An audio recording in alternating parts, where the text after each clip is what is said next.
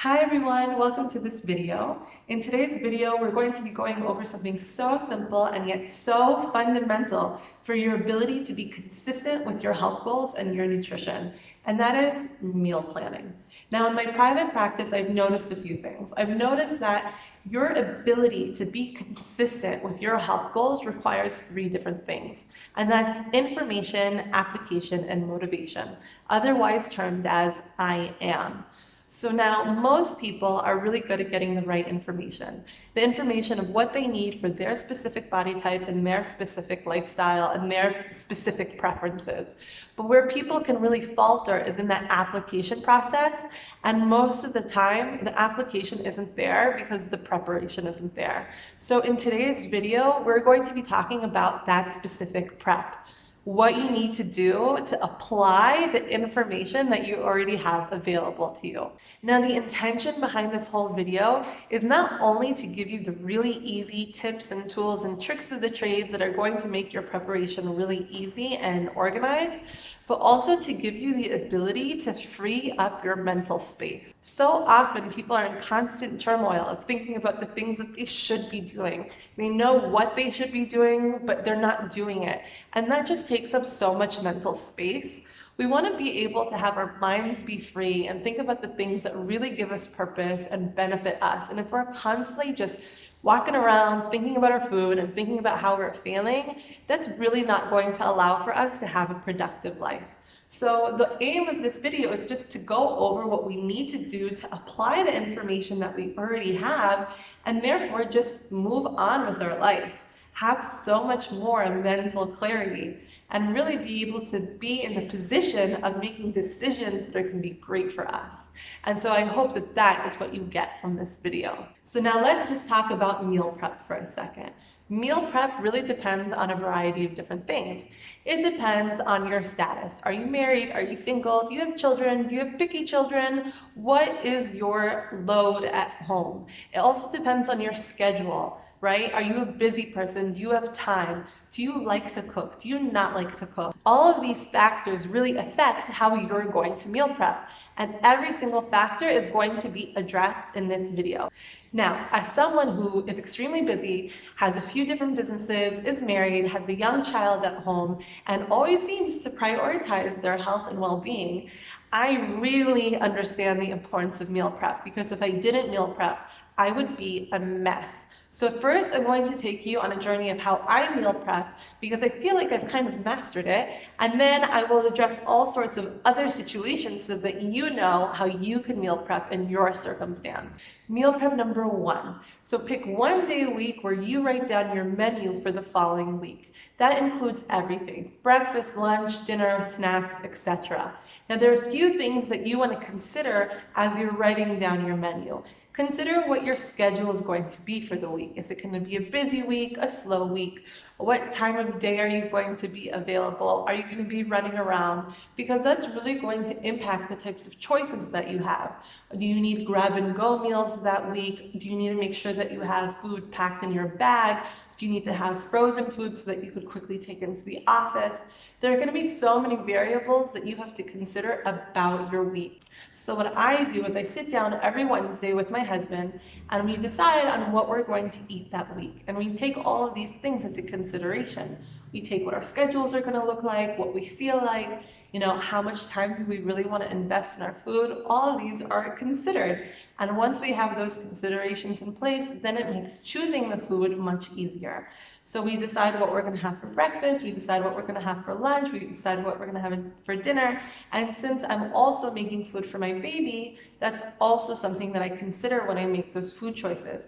Because I don't want to make food twice, I make foods that I know that I'm going to be able to feed for her. So that is something to consider if you also have a young child at home. Now, if you're the type of person that has to cook two sets of meals, right? One for you and your partner, if you have one, and another for your children, that's something that you really want to consider. And if you have picky eaters at home, my suggestion is to make them part of that menu planning process. Ask them what they want to eat.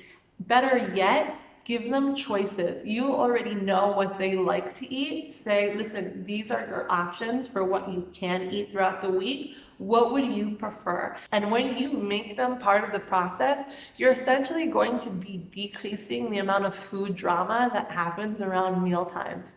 So it's really important during the menu planning process, a few different things. One, that it's the same day every week.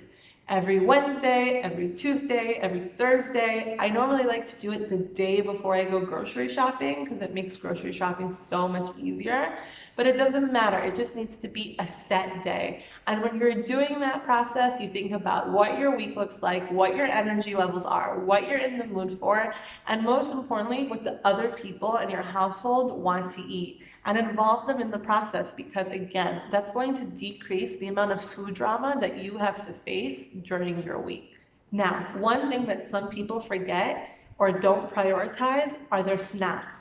People will sometimes plan their meals but not plan their snacks, and that is really key. Snacks are really great for making sure that your blood sugar doesn't drop, make sure that you always have food on hand when things don't go as planned. So you really want to make sure that you plan for your snacks.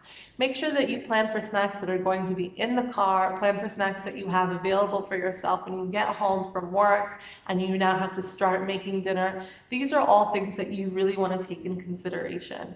Because when you prepare for every inevitable situation, you are going to succeed. And not only that, you're going to be consistent, which is really what we want because consistency equals inner peace. Meal prep 2. So once I've already planned out everything that I'm going to be eating, then I'm going to make a grocery list. Now, the way that I make a grocery list is I first look through my pantry. I look through my pantry, I look through my fridge, I look through my freezer, and I figure out what I already have. It's also a really great opportunity of throwing things away that might have gone bad, etc. So when I actually write my grocery list, I consider a few different things. I consider what I need from the menu that I've already written for myself. I consider what I have in stock, and then I fill in the gaps. Make sure that you check out the free printables of grocery lists down below. They might be really helpful for you, and you might even be able to use them as templates for your own grocery list. Meal prep 3. This is really key and yet so simple.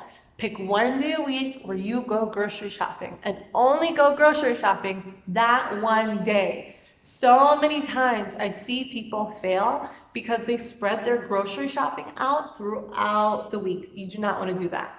You don't want to do that. You want to go grocery shopping once a week. How much time is wasted when you're constantly going back and forth from the grocery store because something that you forgot, because you didn't consider what you were going to eat, because you didn't have time to go for a full outing, so you only went for half an outing. It's going to take up so much of your time and make you inconsistent. So make sure that you choose one day a week where you go grocery shopping. Really, really key. Now, if you're married or have a family, that needs to be a serious conversation that you have with your spouse or significant other. It's really important that you guys are both in agreement to the day that you're going to go grocery shopping. So in my household, I write down the grocery list on Wednesday after I've written my menu, and then my husband goes grocery shopping on Thursday, the next day. So it doesn't have to be the next day. It's just a rhythm that really works for us.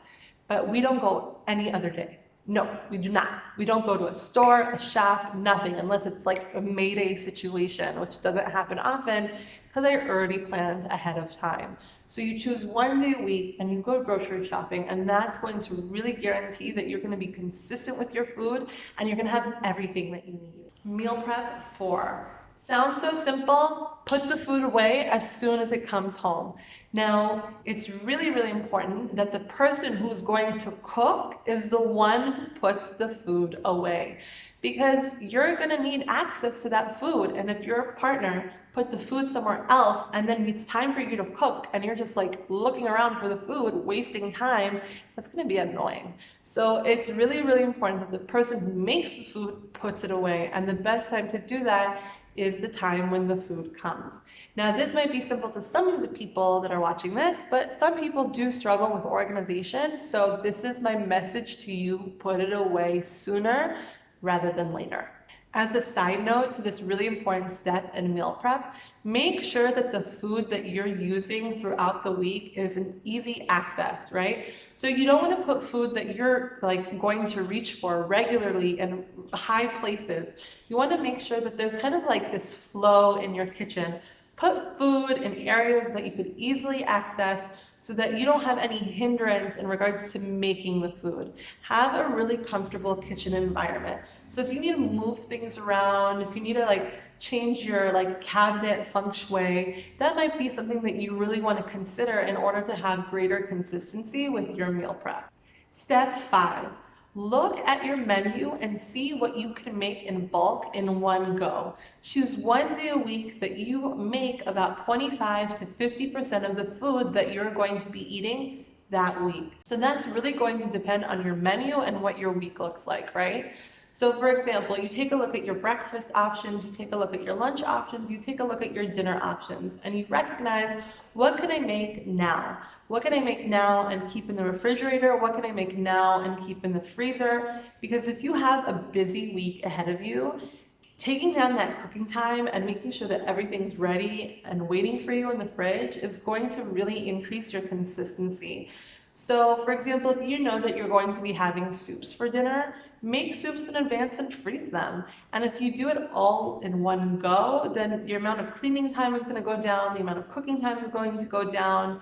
It's just really worth it. So really consider on your menu what you can make in advance, and I always try to suggest to make 25% to 50% in advance. But what if you're like, Neely, I hear what you're saying about this whole make food in advance thing, but I really can't do that? Okay, I could hear that. But what I would suggest is make your snacks in advance. Snacks are really essential for making sure that your blood sugar is stable, and it will also give you options when you're in a rush, and that will limit the chances that you're going to eat things that really don't serve you. So make sure that you at least prepare your snacks. Prepare them and put them in really convenient places like your purse, your car, your pockets, your jacket, I don't know, wherever, whatever you're going to wear and go with. So you really want to make sure that at least there's some food that's ready and waiting for you, so you always have a sense of security and a sense of stability. Now, if you do what I've suggested thus far, which is menu plan, make a grocery list, go out and shop, all on set days, make the food in advance as much as you can anyways. If you do that, you're going to be really set for success because you're going to be consistent, and you're going to be consistent at applying information that's right for you. And that's really, really important. And that will guarantee that you have so much more headspace and availability to think about other things besides your food. But there are a few more things that I want you to consider, specifically if you don't have a lot of time and you don't like to cook. So now let's say you don't have a lot of time. Then you really need to consider a few different things. One, I highly recommend that you get a freezer. Get a freezer because it allows for you to store a lot of pre-prepared food so that you have options for what you want to eat that day and the ability to store it. So there are a few really fantastic things to freeze, and you'll see more suggestions below. But for example, really easy to freeze soups. Really easy to freeze stir fries, really easy to freeze smoothies or things that are going to become smoothies, easy to freeze baked goods, dals, curries. I mean, anything that is cooked is really easy to freeze. And so if you travel a lot, if you just don't have a lot of time because you're either busy having fun in life or busy working or whatever it is that keeps you busy, then having a freezer and freezing things in advance is really fantastic, particularly if you like making your own food. Now, freezer is even more important if you have a family of any size, because you just never know what's going to come up. There could be so many life transitions and situations that will cause you not to be able to make food that day. And if you're really committed to feeling good in your body, you want to have access to things that are going to make you feel fantastic. And the easiest way to do that is just having food ready for you in the freezer. So I always suggest having at least 1 to 2 weeks worth of food in the freezer. And what other ways are freezers fantastic? Well, they're really fantastic for people who are about to face a transition. And there's no better transition than the transition of welcoming a child into this world. I always recommend my pregnant ladies get some freezers and get some food in that freezer, because after the baby's born, you're gonna wanna just chill and be with your baby. You're not gonna wanna think about what you have to eat and standing and making food, particularly because you're gonna feel really sore down there.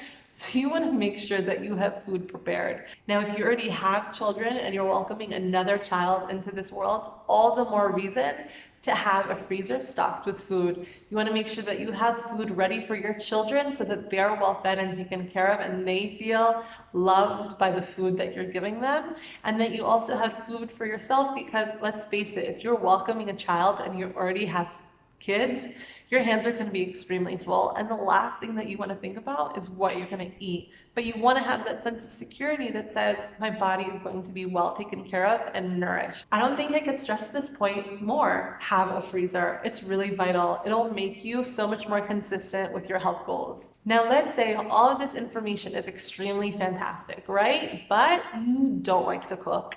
That's okay. One of the things that's really, really important when it comes to preparation is being extremely realistic with what your preferences are and what you're capable of doing. I don't like it when people get lost in the shuffle of should. Like, I should really like to cook, or I should be able to do this, and then they are constantly failing at something that they really don't want to do. And so it's really, really important to be realistic with what you want to do and what you're capable of doing.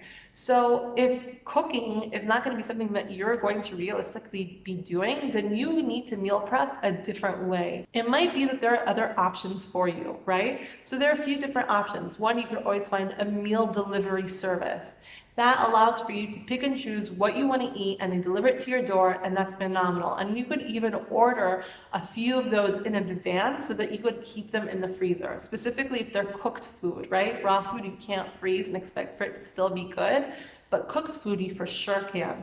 Or you could find a restaurant that you really like that has extremely healthy options and purchase that food in advance, and again, freeze it so that you have food ready for you when you get home and need to chow down. Because we all know that we don't make good decisions when we're hangry. So really important to still be prepared even if you're not going to be cooking at home. So another type of option is hiring someone to come into your kitchen and just preparing some food for you. You don't actually have to prepare all the food. They could just chop the vegetables, do some of the prep that you don't enjoy doing. That's also an option. Or they could actually come to your kitchen and make the food. There are so many different options out there, and this is one option that many people don't consider, is just hiring someone to come into your home. Now, the best type of person to hire for this are students, because students sometimes have time on their hands, they're really eager to make a buck, and chopping some vegetables is really easy work, so why not? So think about the different types of people that are around you and see who can give you a helping hand. Most people would gladly participate. But if you can't find a meal delivery service, or you can't find people to come into your house to prep food for you, look at the different restaurants that are around you, go through their menus and see what you could order in advance. Classic example, I have one client that orders a particular salad every day at work. He orders it from a restaurant, it comes delivered to him, he doesn't have to exert any effort in the prep or the pickup, and he has a phenomenal, nutritious salad every day for lunch. And it's so massive that he's able to split it up into two and then have a pre-dinner snack. So now 2 of his meals are taken care of, and he didn't have to do any of the legwork. So sometimes meal prep is not just about you making the food. Sometimes it's about finding different solutions and having those solutions either set or tucked away in your back pocket for when you really need them. Now, this might seem a little daunting for someone who's just starting to meal prep, but honestly, after doing this for 3 weeks, you're gonna get it down pat. You're gonna get a rhythm. You're gonna know what you're gonna wanna eat the following week in 2 minutes flat. It's not gonna be a situation. But what you want to do is you want to invest that preliminary time in figuring out what works for you and how you're going to accomplish that, because that's what it's going to allow for you to be consistent. And that's what we want. We want consistency. Essentially, what this whole meal prep business is doing is just giving you the opportunity to have consistency, right? To apply the information that you know is best for you. And once you do that, you get so much more inner peace because you have so much brain space to not think about your food. And that's really what we want. We don't want to think about our food. We want to eat our food and enjoy our life. So let's just, enjoy our life. Now, if you like this video, phenomenal. Give us a like. But better yet, subscribe, because we have so many phenomenal videos about how you can live your life healthfully and sustainably.